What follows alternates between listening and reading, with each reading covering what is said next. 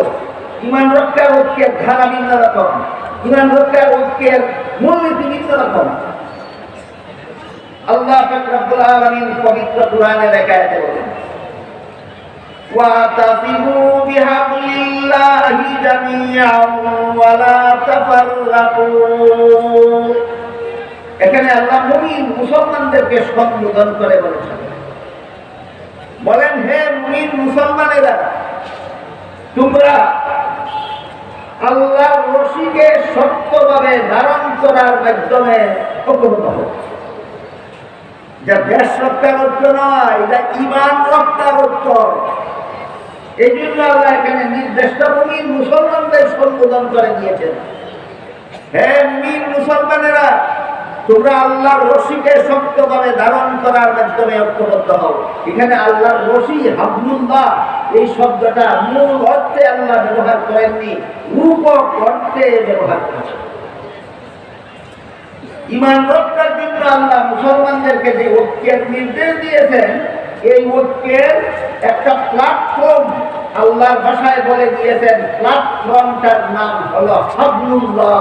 ভুলে যাবেন না, হাবলুল্লাহর অর্থ একটু করে শুনবেন ইনশাআল্লাহ। ঈমান রক্ষার জন্য মুসলমানেরা যে ঐক্যবদ্ধ হবে, এই ঐক্যবদ্ধ হওয়ার প্ল্যাটফর্ম আল্লাহ বলে দিয়েছেন আল্লাহর বর্ণিত ভাষায়। প্ল্যাটফর্মটার নাম হাবলুল্লাহ। এর বাংলা অর্থ হলো আল্লাহর রশি। হাবলুল্লাহ শব্দের বাংলা অর্থ কি? আল্লাহর রশি। এই রশি শব্দটা আল্লাহ এখানে মূল অর্থে ব্যবহার করেননি, রূপক অর্থে ব্যবহার করেন। যখন কেউ যদি এমন থাকেন যিনি মূল অর্থ আর রূপক অর্থের পার্থক্য বোঝেন না, তাহলে তো তাকে আমি ওইটা আগে বুঝাই আসতে হবে, তারপরে ঐক্যের প্ল্যাটফর্ম চিহ্নিত করতে হবে। যেমন ধরেন সেহরি খাওয়ার নির্দেশ দিয়ে আল্লাহ কোরআনের আয়াতে বলেন, ফাকুলু ওয়াশরাবু হাত্তা ইয়াতাবায়্যানা লাকুমুল খাইতুল আবইয়াদু মিনাল খাইতিল আসওয়াদি মিনাল ফাজর। হে মুমিন মুসলমানেরা, তোমরা ততক্ষণ পর্যন্ত সেহরি খাও যতক্ষণ পর্যন্ত সাদা সুতা আর কালো সুতা পৃথকভাবে দেখা না যায়।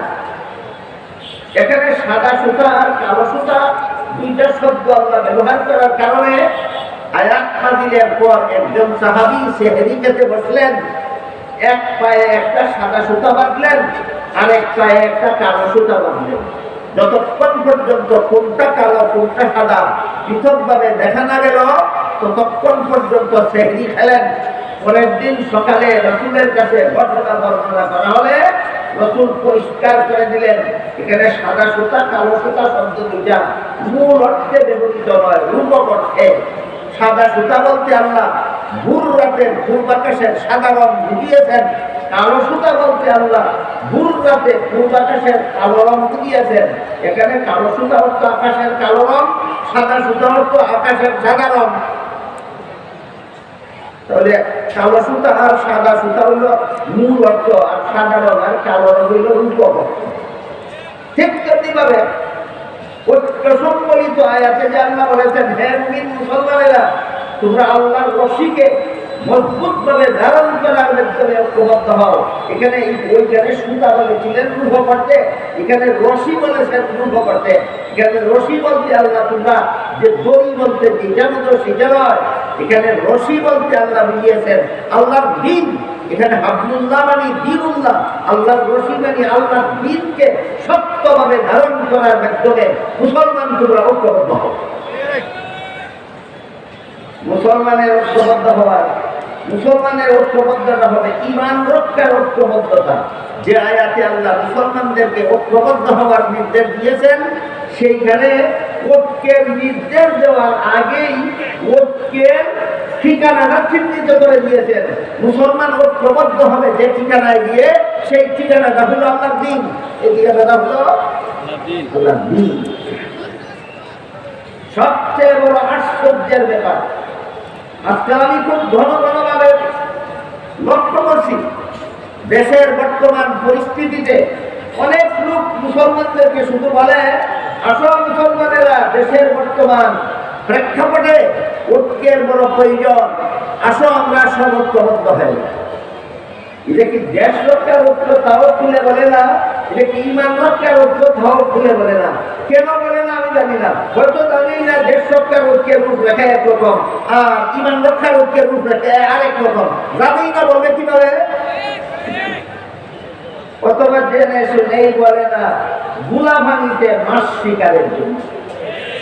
মজার ব্যাপার হইল যারা আজকে ঐক্যের জবাব দিচ্ছে, আসলে সবাই ঐক্যবদ্ধ হই।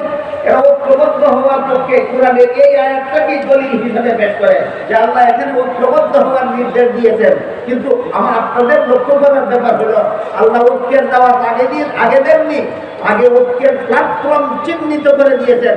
অমুক প্ল্যাটফর্মে এসে তোমরা ঐক্যবদ্ধ হও। প্ল্যাটফর্মটার নাম হলো আল্লাহর দ্বীন। হে মুমিন মুসলমানেরা, আল্লাহর দ্বীন পালনের মাধ্যমে তোমরা ঐক্যবদ্ধ হও। বলেন ঐক্যবদ্ধ হও আগে বলেছেন না আল্লাহর দ্বীন পালনের কথা আগে বলেছেন? আল্লাহর দ্বীন পালনের মাধ্যমে ঐক্যবদ্ধ হও। যারা ঐক্যের দাওয়াত দেয় এরা ঐক্যের প্ল্যাটফর্ম বলে না, আল্লাহ কোরআনের প্ল্যাটফর্ম আগে বলে দিয়েছেন। ঐক্যের ঠিকানাটা কি হবে বলে না, আল্লাহর ঠিকানা আগে বলে দিয়েছেন। তোমাদের ঐক্যের ঠিকানা হলো দ্বীন পালন করা। এখানে সব মুসলমান এসে ঐক্যবদ্ধ হও, আল্লাহর দ্বীন পালনের মাধ্যমে সমস্ত মুসলমান ঐক্যবদ্ধ হও। এখান থেকে আমরা মনে রাখি আল্লাহ কোরআনের যে আয়াতে মুসলমানদের ঐক্যবদ্ধ হওয়ার নির্দেশ দিয়েছেন, সেই আয়াতে ঐক্যের নির্দেশ দেওয়ার আগে ঐক্যের ঠিকানা চিহ্নিত করে দিয়েছেন। ঠিকানাটার নাম হলো আল্লাহর দ্বীন। ঠিকানাটার নাম আল্লাহর দ্বীন। এখন বোঝার দরকার আল্লাহর দ্বীন বলতে আমি কি বলি। আল্লাহর দ্বীন কথা, দ্বীন শব্দটা তো আল্লাহ কোরআনের বিভিন্ন আয়াতে বিভিন্ন অর্থে ব্যবহার করেছেন। দ্বীন শব্দকে আল্লাহ কোরআনের সবগুলি আয়াতে একই অর্থে ব্যবহার করেননি, বিভিন্ন আয়াতে বিভিন্ন অর্থে ব্যবহার করেছেন। যেমন ধরুন সূরাতুল ফাতিহার 3 নম্বর আয়াতে আল্লাহ বলেছেন মালিক ইয়াউমিদ্দিন। এখানে দ্বীন শব্দকে কর্মফল অর্থে ব্যবহার করেছেন। যেহেতু কিয়ামতের দিন সারা দুনিয়ার সমস্ত মানুষের কর্মফল দেওয়া হবে, এই জন্য কিয়ামতের দিনকে আল্লাহ এখানে কর্মফল দেওয়ার দিন বলেছেন। সুতরাং মালিক ইয়াউমিদ্দিন আয়াতে দ্বীন শব্দকে আল্লাহ কর্মফল অর্থে ব্যবহার করেছেন। কিন্তু সূরাতুল বাকারার 256 নম্বর আয়াতে আল্লাহ বলেছেন লা ইকরাহা ফিদ্দিন। একটু আগে আমি বলেছি এখানে দ্বীন শব্দের অর্থ কর্মফল নয়, এখানে দ্বীন শব্দকে আল্লাহ ধর্ম অর্থে ব্যবহার করেছেন। লা ইকরাহা ফিদ্দিনের অর্থ হলো তোমার ধর্মের বেলায় বল প্রয়োগ চলবে না, সমস্ত ধর্মাবলম্বীরাই আপন আপন ধর্ম পালনের। সামনের কথাগুলি বোঝার সুবিধার্থে একটু দয়া করে লক্ষ্য করুন এবং বলুন তো মালিক ইয়াউমিদ্দিন আয়াতে দ্বীন শব্দ কোন অর্থে? কর্মফল অর্থে। লা ইকরাহা ফিদ্দিন আয়াতে দ্বীন শব্দ কোন অর্থে? ধর্ম অর্থে। আবার দেখুন সূরা শুরা 13 নম্বর আয়াতে আল্লাহ বলেছেন আকিমুদ্দিন। এখানে দ্বীন শব্দকে কর্মফল অর্থেও নয়, এখানে দ্বীন শব্দকে ধর্ম অর্থেও নয়, এখানে আল্লাহ দ্বীন শব্দকে ইসলামের সহি আকীদা অর্থে ব্যবহার করেছেন। আকিমুদ্দিনের অর্থ হলো তোমরা ইসলামের সহি আকীদায় অটল থাকো। সহি আকীদা শব্দ দুইটাই আরবি, কোরআনের ভাষা, সমাজের প্রচলিত আছে, এই জন্য আরবি ভাষাটাই বলে দিলাম। তারপরও যদি কারো ভাষাটা আরবি হওয়ার কারণে বুঝতে অসুবিধা হয়, বাংলায় বলছি। এখানে দ্বীন শব্দকে আল্লাহ ইসলামের বিশুদ্ধ মতবাদ অর্থে ব্যবহার করেছেন। আকিমুদ্দিনের অর্থ হলো হে মুসলমানেরা তোমরা ইসলামের বিশুদ্ধ মতবাদে অটল থাকো। মেহরবানি করে সামনের কথাগুলি পরিষ্কারভাবে বোঝার স্বার্থেই একটু স্মরণ রাখার চেষ্টা করুন। মালিক ইয়াউমিদ্দিন আয়াতে দ্বীন অর্থ কর্মফল, লা ইকরাহা ফিদ্দিন আয়াতে দ্বীন অর্থ ধর্ম, আকিমুদ্দিন আয়াতে দ্বীন অর্থ ইসলামের বিশুদ্ধ মতবাদ। আকিমুদ্দিন আয়াতে দ্বীন অর্থ ইসলামের বিশুদ্ধ মতবাদ। আবার সূরা মায়েদার 3 নম্বর আয়াতে আল্লাহ বলেছেন আল ইয়াউমা আকমালতু লাকুম দীনাকুম। এখানে দ্বীন অর্থ কর্মফল নয়, এখানে দ্বীন অর্থ ধর্ম নয়, এখানে দ্বীন অর্থ সহি আকীদাও নয়, এখানে আল্লাহ দ্বীন শব্দকে ইসলামের বিধিবিধান অর্থে ব্যবহার করেছেন। আকমালতু লাকুম দীনাকুম আয়াতের অর্থ হলো তোমাদের ইসলামের বিধিবিধানকে আমি আল্লাহ পরিপূর্ণ করে দিলাম। আমরা তো সত্য উদাহরণ দিলাম। কি বললেন? সবগুলি আয়াতে আল্লাহ দ্বীন শব্দকে একই অর্থে ব্যবহার করেন না বিভিন্ন আয়াতে বিভিন্ন অর্থে? এই জন্য কোরআনে যে আল্লাহ বললেন তোমরা দ্বীন পালনের মাধ্যমে ঐক্যবদ্ধ হও। কি হবে সেই দিনের রূপরেখা, কি হবে সেই দিনের পরিপূর্ণ সংজ্ঞা, কি হবে সেই দিনের কমপ্লিট ডেফিনেশন, এই প্রশ্নের জবাব পাওয়া যায় রাসূল করিম সাল্লাল্লাহু আলাইহি ওয়াসাল্লামের একটি হাদিস। এই হাদিসটা মুহাদ্দিসিনে কেরামের পরিভাষায় এই হাদিসটাকে হাদিসে জিবরিল বলা হয়।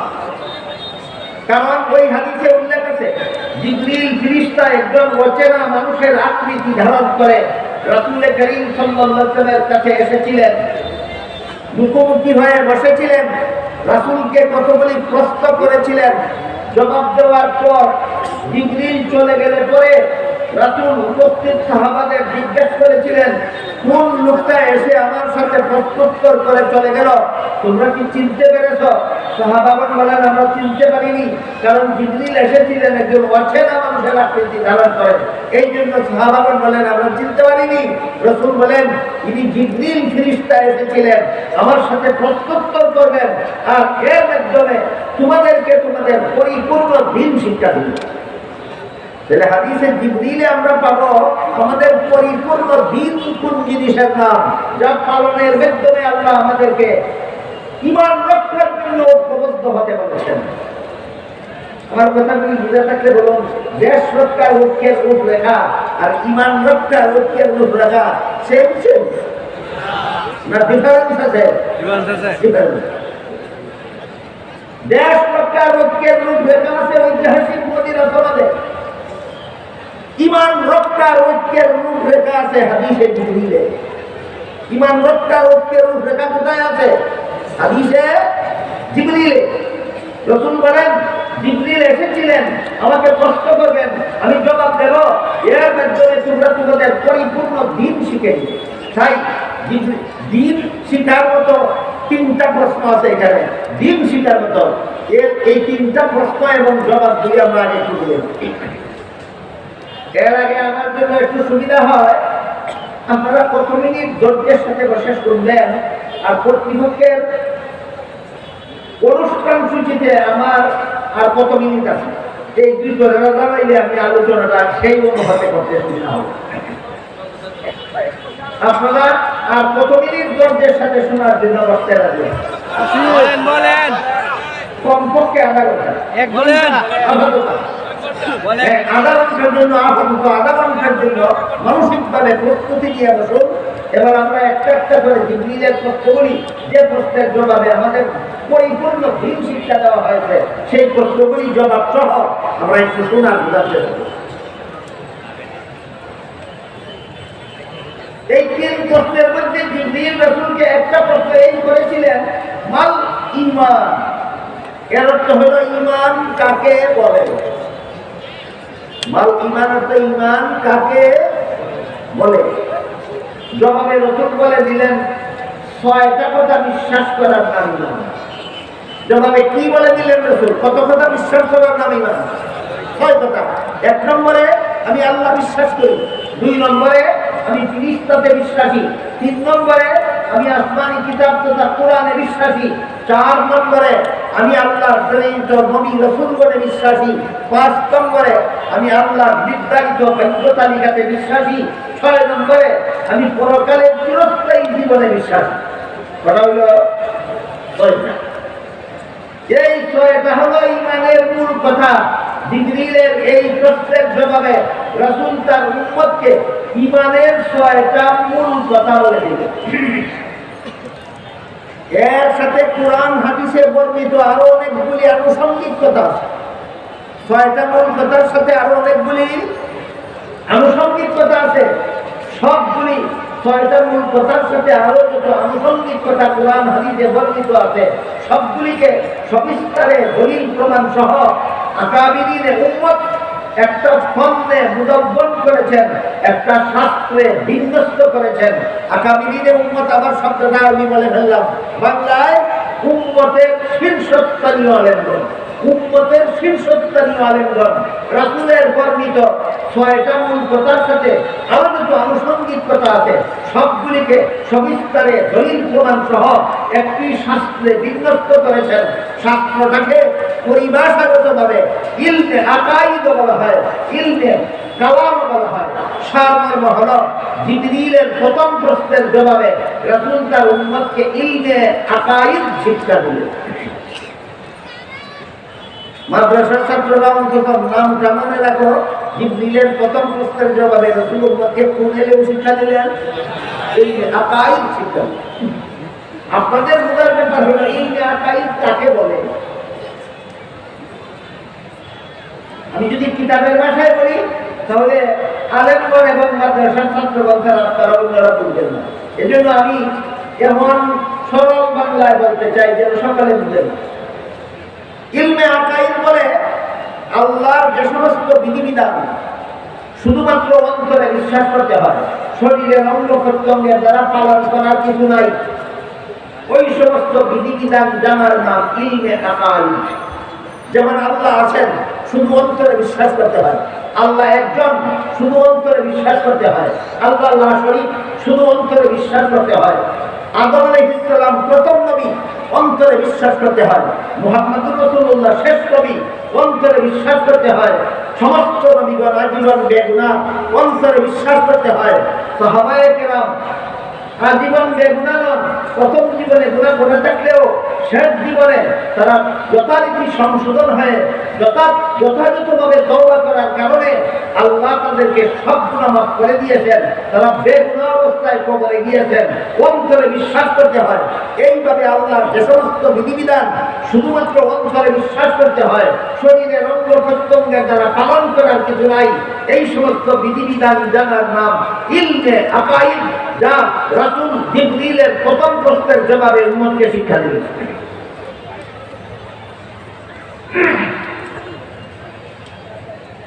এবার জিবরিল 2 নম্বর প্রশ্ন করল, মাল ইসলাম, ইসলাম কাকে? প্রথম প্রশ্ন কি ছিল? ঈমান কাকে বলে? জবাবে রাসূল ঈমানের 6টা মূল কথা বলে দিয়েছিল। দ্বিতীয় প্রশ্ন হলো ইসলাম কাকে বলে? জবাবে রাসূল ইসলামের 5টা মূল কথা বলে দিয়েছে। এটা মনে রাখুন, ঈমানের মূল কথা 6টা, ইসলামের মূল কথা 5টা। এটাও মনে থাকবে না? ঈমানের মূল কথা 6টা আর ইসলামের মূল কথা 5টা। 1 নম্বর মুখের কালেমা উচ্চারণ করা, 2 নম্বর পাঁচবেলা নামাজ কায়েম করা, 3 নম্বরে রমজান মাসে রোজা রাখা, 4 নম্বরে ধনী হলে যাকাত দেওয়া, 5 নম্বরে সামর্থ্যবানদের হজ করা। এই 5টা মূল কথার সাথে আরো অনেক আনুষঙ্গিক কথা কুরআন হাদিসে বর্ণিত হয়েছে।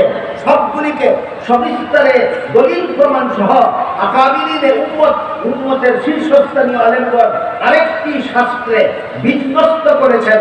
পরিভাষাগতভাবে সেই শাস্ত্রটাকে ইলমে ফিকহ বলা হয়। সারমর্ম হলো জিবরিলের দ্বিতীয় প্রশ্নের জবাবে রাসূল তার উম্মতকে ইলমে ফিকহ শিক্ষা দিয়েছেন। এবার ইলমে ফিকহর সংজ্ঞা, আল্লাহর যে সমস্ত বিধিবিধান শুধু অন্তরে বিশ্বাস করলেই চলে না, শরীরের বাহ্যিক অঙ্গ প্রত্যঙ্গের দ্বারা পালন করতে হয়, ওই সমস্ত বিধিবিধান জানার নাম ইলমে ফিকহ। যেমন উযুর 4 ফরজ, বিশ্বাস করলেই উযু হয় না, হাত মুখ ধুইতে হয়। নামাজের 13 ফরজ, বিশ্বাস করলেই নামাজ হয় না, রুকু সেজদা করতে হয়। তাহলে বুঝে থাকলে বলুন, উযু, গোসল, নামাজ এইগুলি ইলমে আকাইদের বিষয় না ইলমে ফিকহর বিষয়? ইলমে ফিকহর বিষয়। জিবরিলের দ্বিতীয় প্রশ্নের জবাবে রাসূল তার উম্মতকে ইলমে ফিকহ শিক্ষা দিলেন। এবার জিবরিল তৃতীয় প্রশ্ন করলেন, মাল ইহসান, নির্ভেজাল ইবাদত কি? আল্লাহ তো মানুষ বানাইছেন শুধু আল্লাহর ইবাদত করার জন্য। আপনারা কি আল্লাহর ভেজাল ইবাদত করতে চান না নির্ভেজাল? এই কথাটা জিবরিল রাসূলকে জিজ্ঞাসা করলেন, নির্ভেজাল ইবাদত কোনটা? জবাবে রাসূল নির্ভেজাল ইবাদতের 2টা মূল কথা বলেছেন।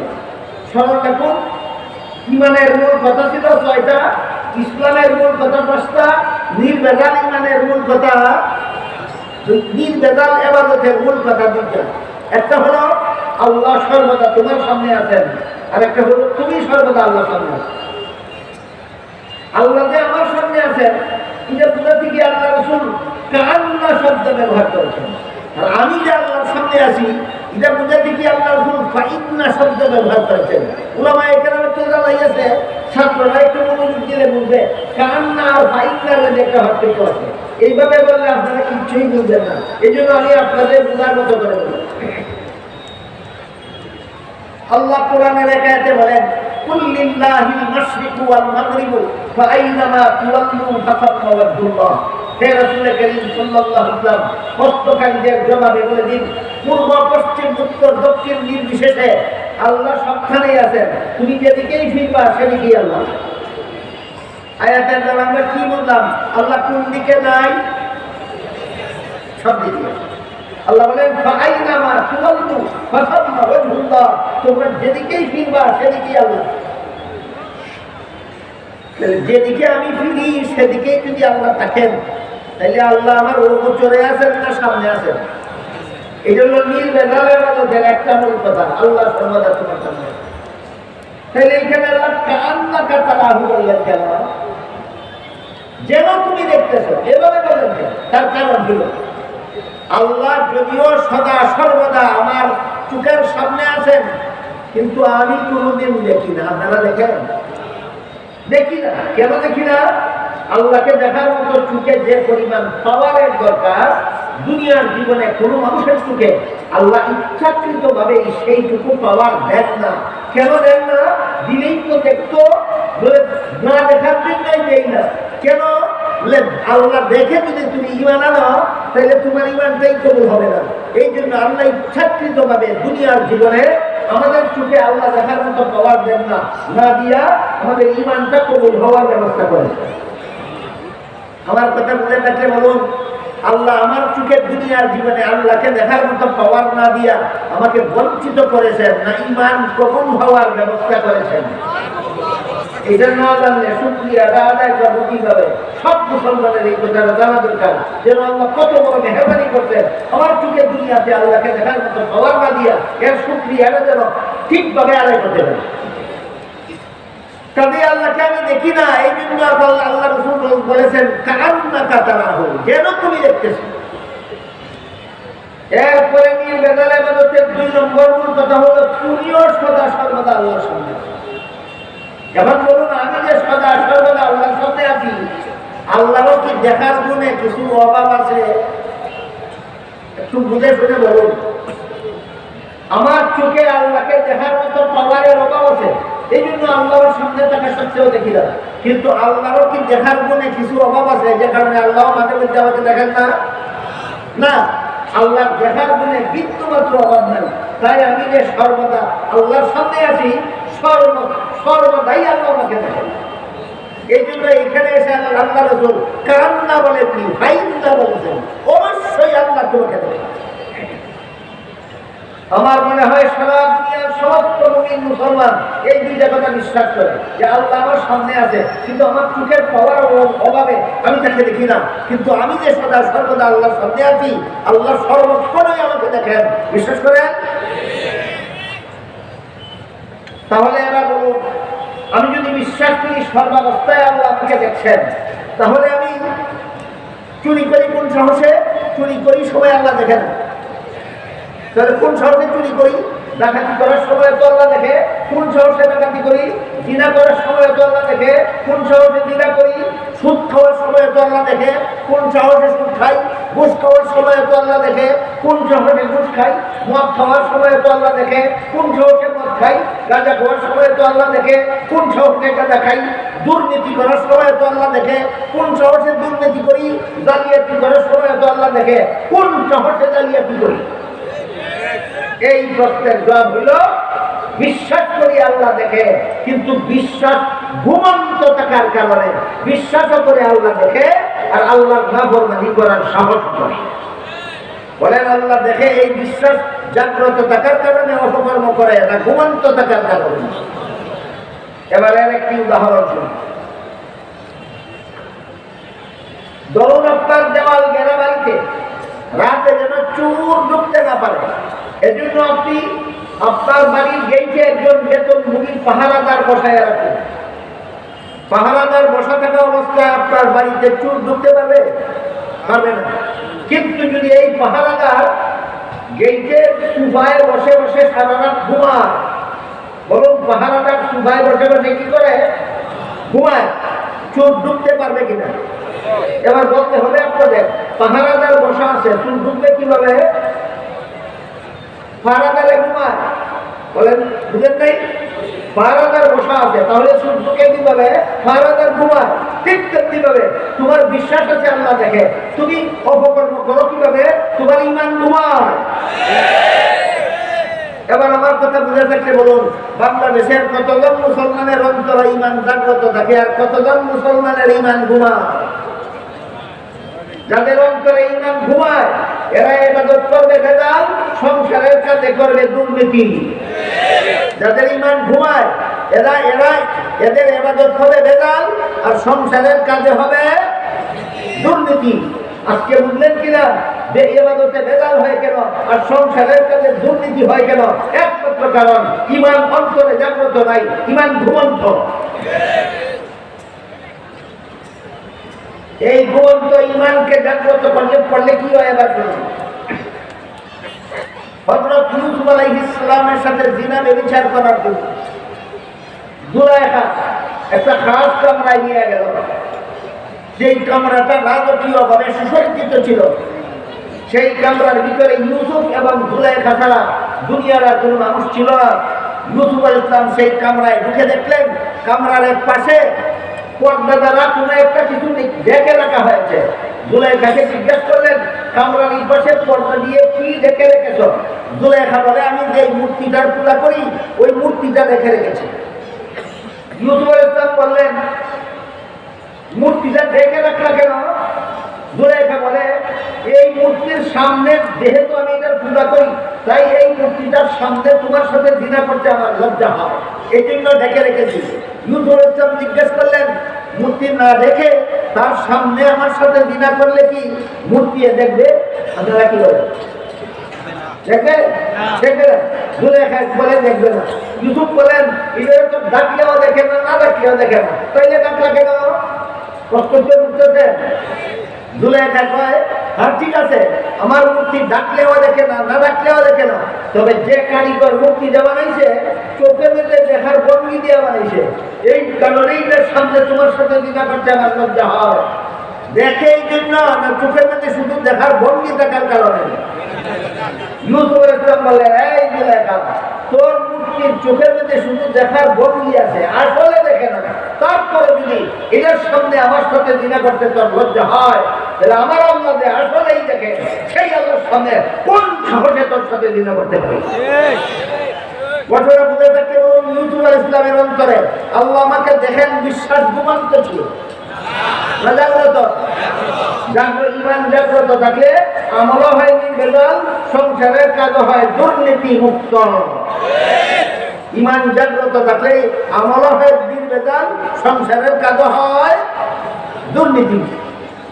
এখানে এসে কারো মনে মনে এই প্রশ্ন লাগতে পারে, ইউসুফ আলাইহিস সালাম এর মতো নবীর পক্ষে সম্ভব? আল্লাহ আমাকে দেখতেছেন, এমন অবস্থায় আমি অপকর্ম কিভাবে করি? এমন ঈমানের অধিকারী একজন নবী হতে পারেন?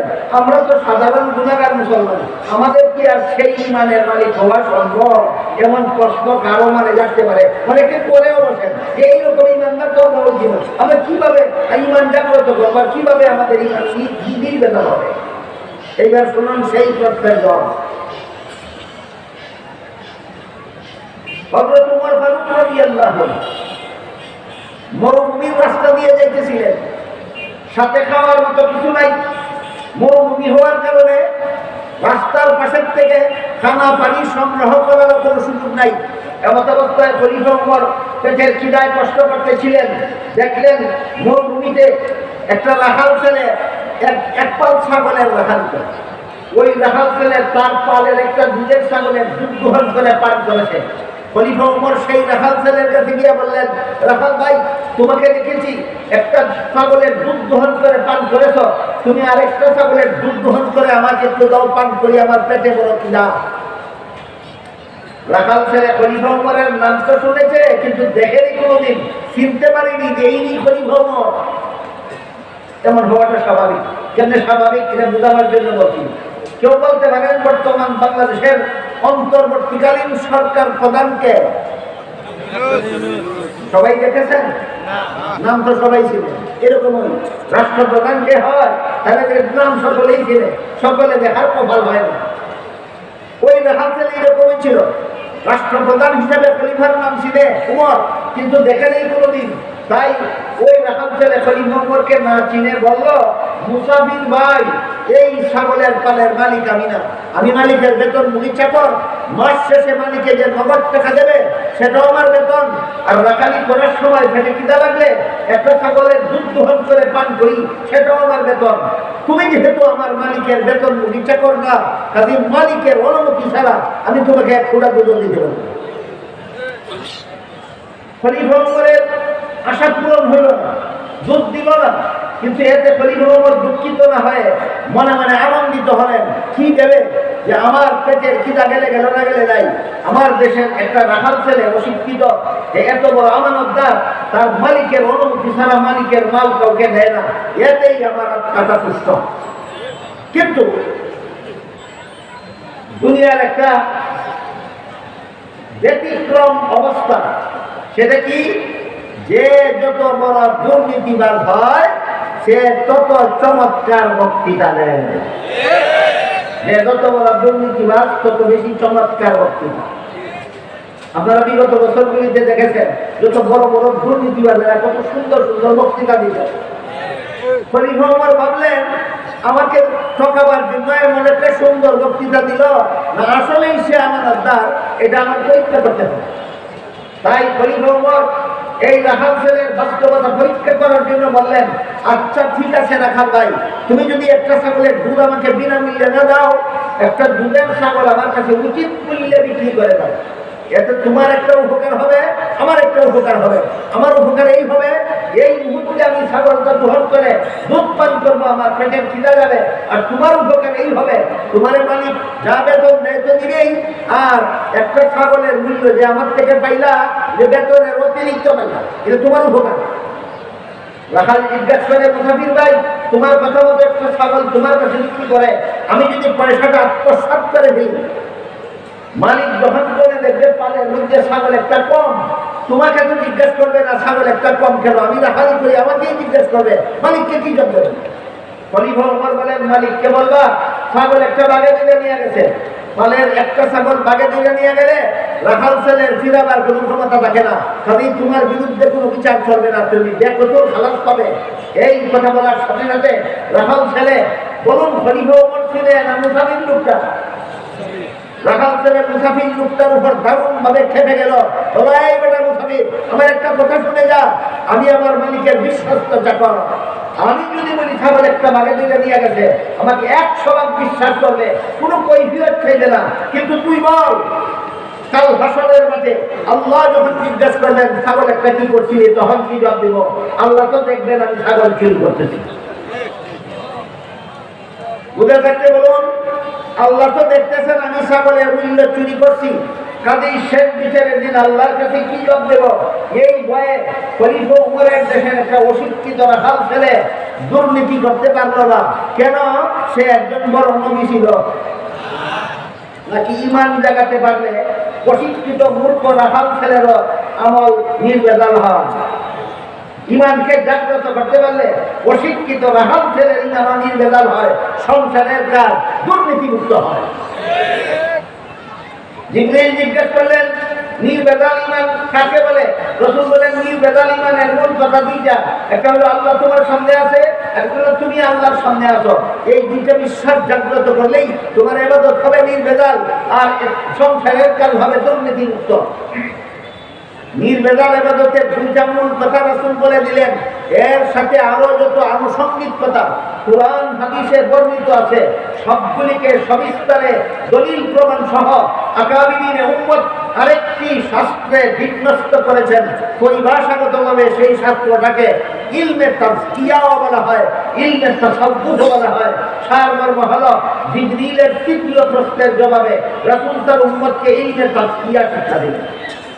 ইলমে তাজকিয়ার ডেফিনেশন হলো, আল্লাহর যে সমস্ত বিধিবিধান শুধু অন্তরে বিশ্বাস করলেও চলে না, শরীরের বাহ্যিক অঙ্গ প্রত্যঙ্গের দ্বারা পালন করা যায় না, বরং বিশ্বাসও করতে হয় অন্তরের দ্বারা, পালনও করতে হয় অন্তরের দ্বারা। আমার ইমান ঘুমিয়ে আসার অন্তরে, মুখে ডাকলে ইমান জাগবে না, হাতে ধাক্কা দিলে ইমান জাগবে না, পায়ে লাথি দিলে ইমান জাগবে না। ওই কথার মুরাকাবা করলে, অন্তরে ধ্যান করলে ইমান জাগ্রত হয়। কাজে ইলমে তাজকিয়ার ডেফিনেশন হলো আল্লাহর যে সমস্ত বিধিবিধান অন্তরে বিশ্বাস করলেও চলে না, শরীরের বাহ্যিক অঙ্গের দ্বারা পালনও করা যায় না, বরং বিশ্বাসও করতে হয় অন্তরের দ্বারা, পালনও করতে হয় অন্তরের দ্বারা। এই সমস্ত বিধিবিধান জানার নাম ইলমে তাজকিয়া। জিবরিলের 3 প্রশ্নের জবাবে রাসূল তার উম্মতকে 3টা ইলম শিক্ষা দিলেন: ইলমে আকাইদ, ইলমে ফিকহ, ইলমে তাজকিয়া। ইলমে আকাইদ, ইলমে ফিকহ, ইলমে তাজকিয়া বিদায়ের পরে বলে দিলেন, এই 3টা ইলমের নাম তোমাদের পরিপূর্ণ দ্বীন। 3টা ইলমের নাম আমাদের পরিপূর্ণ দ্বীন। এবার আসুন, আল্লাহ যে আয়াতে আমাদের ঐক্যবদ্ধ হওয়ার কথা বলেছেন, দেশ রক্ষার ঐক্য না ইমান রক্ষার ঐক্য? হ্যাঁ, ইমান রক্ষার ঐক্য। দেশ রক্ষার ঐক্যের মূলনীতি আছে মদিনা শরীফে, আর ইমান রক্ষার ঐক্যের মূলনীতি আছে হাদিসে জিবরিলে। ক্লিয়ার হইল এই কথা? দেশ রক্ষার ঐক্য, রাসূলের আদর্শ মতো দেশ রক্ষার ঐক্য আছে কোথায়? মদিনা শরীফে। আর রাসূলের আদর্শ মতো ইমান রক্ষার ঐক্যের রূপরেখা আছে কোথায়? হাদিসে জিবরিলে। রাসূল এই হাদিসে বলে দিয়েছেন, এই 3টা ইলম হইল তোমাদের পরিপূর্ণ দ্বীন। একটা ইলমের নাম ইলমে আকাইদ, একটা ইলমের নাম ইলমে ফিকহ, একটা ইলমের নাম ইলমে তাজকিয়া। আল্লাহ যে আয়াতে বলেছেন তোমরা ঐক্যবদ্ধ হও, সেই আয়াতে বলে দিয়েছেন দ্বীন পালনের মাধ্যমে ঐক্যবদ্ধ হও। মর্ম হলো ইলমে আকাইদের সিদ্ধান্ত মেনে নিয়ে ঐক্যবদ্ধ হও। হে মুসলমানেরা, ইলমে ফিকহের সিদ্ধান্ত মেনে নিয়ে ঐক্যবদ্ধ হও। হে মুমিন মুসলমানেরা, ইলমে তাজকিয়ার সিদ্ধান্ত মেনে নিয়ে ঐক্যবদ্ধ হও। এখন যদি একজন ইলমে আকাইদের সিদ্ধান্ত মানে না আর বলে আসুন মুসলমান ভাইয়েরা ঐক্যবদ্ধ হয়ে যায়, নির্বাচন সামনে আসছে, যে ইমানের ঐক্য না নির্বাচনী ঐক্য? নির্বাচনী ঐক্য মতলববাদী ঐক্য। এটা ইমানি ঐক্য না, এটা নির্বাচনী ঐক্য। নির্বাচনী ঐক্য বোঝাবার জন্য আপনাদেরকে চমৎকার একটা উদাহরণ দিচ্ছি, কল্প কাহিনী নয়, বাস্তব ঘটনা। আপনাদের অনেকে জানা থাকতে পারে, পাকিস্তানের প্রধানমন্ত্রী ছিল এক সময় বেনজির ভুট্টো। বেনজির ভুট্টো নাস্তিক্য মনোভাবাপন্ন লোক ছিল, নামাজ রোজার ধারধারে না, হালাল হারামের ধারধারে না। কিন্তু নির্বাচন সামনে আসার পর দেখা যায় হঠাৎ করে বেনজির ভুট্টো তসবিহ করে। কি করে? তসবিহ করে। যে নামাজ রোজার ধারধারে না, হালাল হারামের ধারধারে না, নির্বাচন সামনে নিয়ে তসবিহ করে কেন? একজন আলেম জিজ্ঞাসা করলেন, প্রধানমন্ত্রী সামনে নির্বাচন আসতেছে, এখন আমাদের তসবিহ করার সময়, কিসের তসবিহ করেন? বলে আয়াতুল কুরসির তসবিহ করি। আয়াতুল কুরসি কেউ বুঝছিলেন? এক শব্দ না, অনেক লম্বা আয়াত, অনেক লম্বা আয়াত। আলেম জিজ্ঞাসা করলেন, আয়াতুল কুরসি তো অনেক লম্বা, তুমি এত তাড়াতাড়ি ধরো কিভাবে, এত তাড়াতাড়ি জানা ধরো কিভাবে? ভাই আমি কিছু শর্টকাট করে নিয়েছি। কিভাবে শর্টকাট করে নিয়ে যাও? ভাই আয়াতুল কুরসির একটা শব্দ আছে কুরসি, এর বাংলা অর্থ হলো গদি। আয়াতুল কুরসির একটা শব্দ আছে কুরসি, এর বাংলা অর্থ গদি।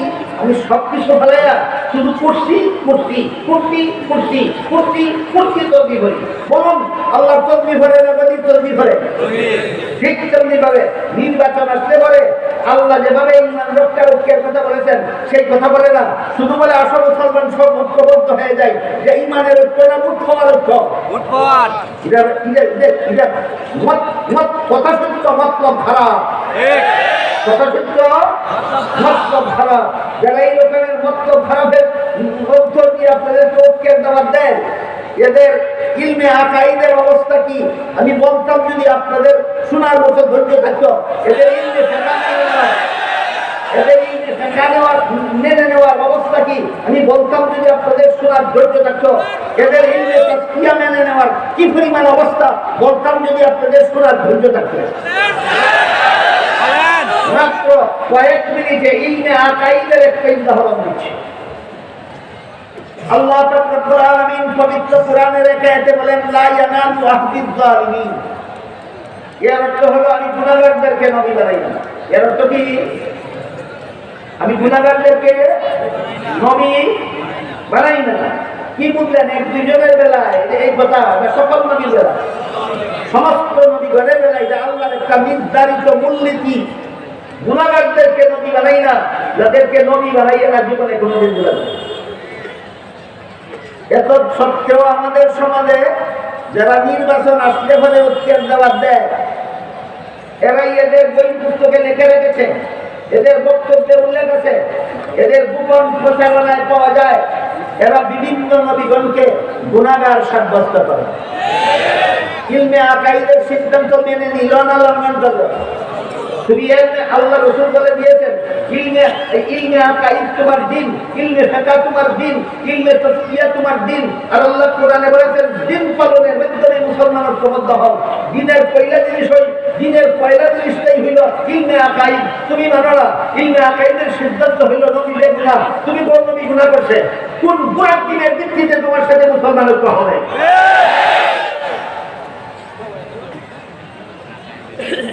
অনেকদিন যাবত আমাদের দেশে কিছু ব্যক্তি এবং কিছু দল নবীগণকে গুনাহগার পাপিষ্ঠ সাব্যস্ত করার জন্য অপপ্রচার চালিয়ে যাচ্ছে।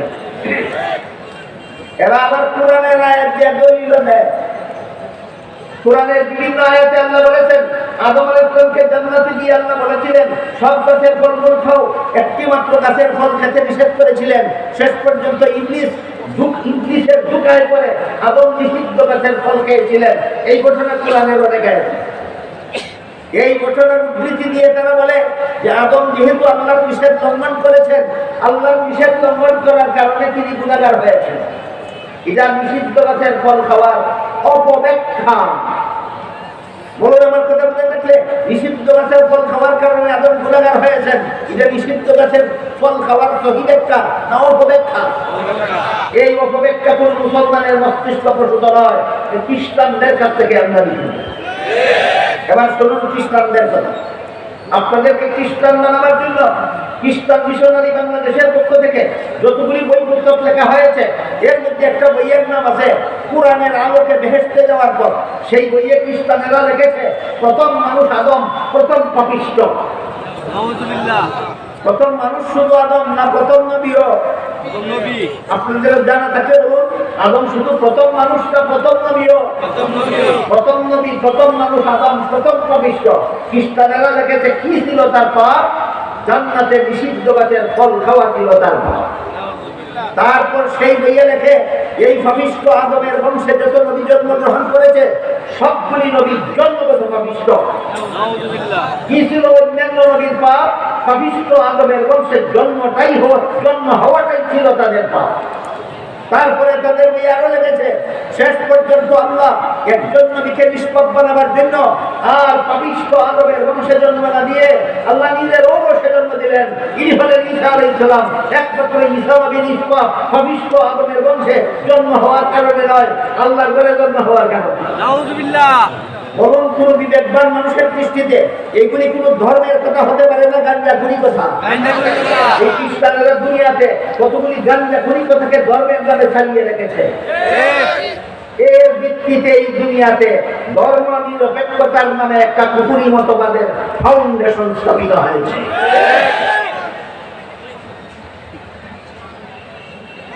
এখানে লক্ষণীয় ব্যাপার হলো খ্রিস্টানেরা সেই বইয়ে সর্বপ্রথম পাপিষ্ঠ কোন নবীকে সাব্যস্ত করেছে? আদম আলাইহিস সালামকে। দলিল কিসের দ্বারা দিয়েছে? জান্নাতে নিষিদ্ধ গাছের ফল খাওয়া।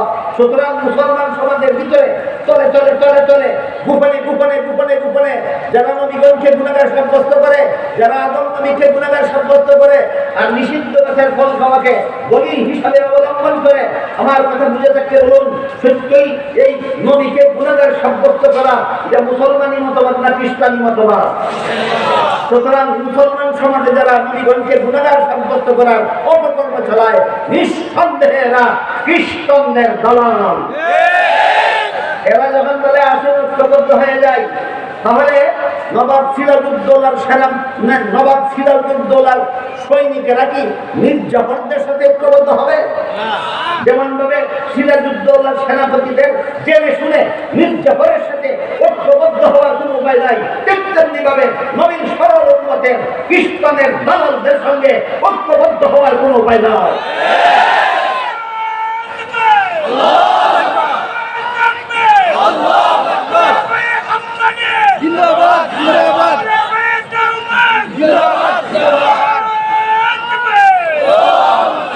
এবার আমরা নিষিদ্ধ গাছের ফল খাওয়ার শহীদ একটা শুনে আজকের মতো কথা শেষ করি। এবার প্রশ্ন হলো, তাহলে আদমের জান্নাতে নিষিদ্ধ গাছের ফল খাওয়ার শহীদ একটা ডাকে ১৫০০ বছরের ইতিহাসে যত নির্ভরযোগ্য মুফাসসিরিন কেরাম, যত গ্রহণযোগ্য তাফসীরের কিতাব লিখেছেন, প্রায় সবগুলি তাফসীরের কিতাবে আদমের নিষিদ্ধ গাছের ফল খাওয়ার শহীদ একটা লেখা আছে, একাধিক ব্যাখ্যা লেখা আছে। তোর মধ্যে একটি মাত্র শহীদের কাজকে আপনাদের শোনাই। সেটি হলো, মানুষের কোনো কাজের দ্বারা সওয়াব হয় আর কোনো কাজের দ্বারা গুনাহ হয়, দুনিয়ার জীবনে, জান্নাতি জীবনে নয়। বরং মানুষের কোনো কাজে সওয়াব হয়, কোনো কাজে গুনাহ হয় কোন জীবনে? দুনিয়ার জীবনে, জান্নাতি জীবনে নয়। জান্নাতি জীবনের কোনো কাজে সওয়াব নাই, গুনাহ নাই। জান্নাতি জীবনের কোনো কাজে সওয়াব নাই, গুনাহ নাই। এবার বলুন, আদম নিষিদ্ধ গাছের ফল খেয়েছিলেন কোন জীবনে? এই ব্যাখ্যাটা যদি আপনি মেনে নেন, আল্লাহ বলেছিলেন গুনাহগারদেরকে নবী বানাই না, আল্লাহর মূলনীতি লঙ্ঘন হয় না, রক্ষা হয়। সুতরাং নবীগণের বেলায় যেই ব্যাখ্যা আল্লাহর মূলনীতি, যেই ব্যাখ্যার দ্বারা আল্লাহর মূলনীতি রক্ষা হয়, এই ব্যাখ্যা বিশুদ্ধ ব্যাখ্যা। যে অপব্যাখ্যার দ্বারা আল্লাহর মূলনীতি লঙ্ঘন হয়, সেই ব্যাখ্যা হলো মন গড়া ব্যাখ্যা, ভ্রান্ত ব্যাখ্যা। সুতরাং বর্তমান বাংলাদেশের মুসলমানদের যদি ইমান রক্ষার জন্য ঐক্যবদ্ধ হতে হয়, আল্লাহ এবং আল্লাহ রাসূল পরিষ্কার একটা প্ল্যাটফর্ম বলে দিয়েছেন। হে মুমিন, সমস্ত মুমিন মুসলমানেরা, তোমরা ইলমে আকাইদের সিদ্ধান্তগুলি মেনে নিয়ে ঐক্যবদ্ধ হও, তোমরা ইলমে ফিকহের সিদ্ধান্তগুলি মেনে নিয়ে ঐক্যবদ্ধ হও, তোমরা ইলমে তাজকিয়ার সিদ্ধান্তগুলি মেনে নিয়ে ঐক্যবদ্ধ হও। এটা হলো মুসলমানদের ইমান রক্ষার ঐক্যের রূপরেখা। আল্লাহ আপনাদের আমাদের সবাইকে দেশ রক্ষার ঐক্য, রাসূলের জীবন আদর্শ থেকে ঐক্যের রূপরেখা গ্রহণ করার, ইমান রক্ষার ঐক্যের রূপরেখাও রাসূলের জীবন আদর্শ থেকে গ্রহণ করার সৌভাগ্য দান করুন। সবাই বলুন আমিন। সুবহান রাব্বিকা রাব্বিল ইজ্জাতি আম্মা ইয়াসিফুন ওয়া সালামুন আলাল মুরসালিন ওয়ালহামদুলিল্লাহি রাব্বিল আলামিন।